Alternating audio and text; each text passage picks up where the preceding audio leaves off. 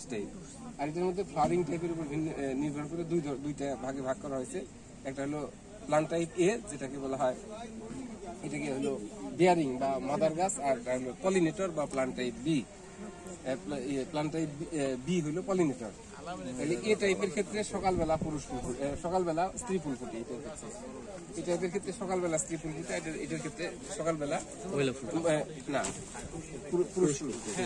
তাহলে যখনই দুইটা গাছ পাশাপাশি থাকবে তখন পুরুষ ফুল এবং স্ত্রী ফুলের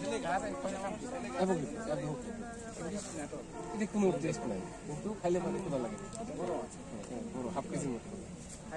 তাহলে এটা আপনি ওই যখনই একসাথে এই দুইটা গাছ থাকবে, এটার মধ্যে পুরো স্ত্রী ফুল ফুটবে, এটার মধ্যে পুরুষ ফুল ফুটবে। আবার এটাই বিকেলে যায়, দুইটার দিকে যায়, দেখা যাবে যে আবার অপোজিট নেচার, ওই ফুলটা বন্ধ হয়ে যাবে, তখন এই গাছে আবার পুরুষ ফুল ফুটবে।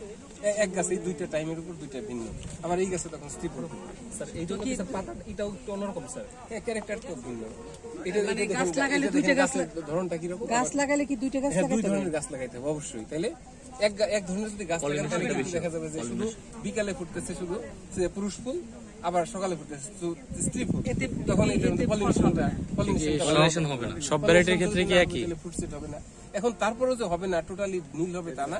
এখানে দেখবেন যে এখানে যেমন এখন হাজারের মতো আছে, সেখানে হয়তো 10-5টা ফল থাকবে। কেন থাকবে? ওই যে ধরেন 1টার দিকে 12টার দিকে যে স্ত্রী ফুলটা ফুটছে, আবার ওইটা ক্লোজ হওয়ার হইতেই 1টার দিকে আবার পুরুষ ফুল ফুটবে। ওই লাস্ট পয়েন্টে, লাস্ট সীমার ভিতর কিছু পলিনেশনটা হবে, এর ফলে দেখা যায় কিছু ফুল হবে। তাহলে আমাদের লাগাইতে গেলে এই দুইটা লাগাইতে হবে। স্যার দুইটার ফলের বৈশিষ্ট্য কি আলাদা হয় কিনা, মানে ছোট বড় ফলের বৈশিষ্ট্য আলাদা।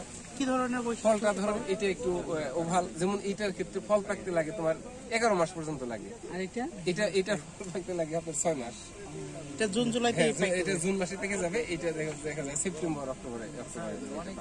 সেক্ষেত্রে তো স্যার অনেক ক্ষেত্রে দেখা যায় যে যখন বাণিজ্যিক আকারে এগুলো হবে, সেক্ষেত্রে দেখা যায় আমাদের ফলনের কারণে কম আগে পরে, যেমন আমাদের বড় আগে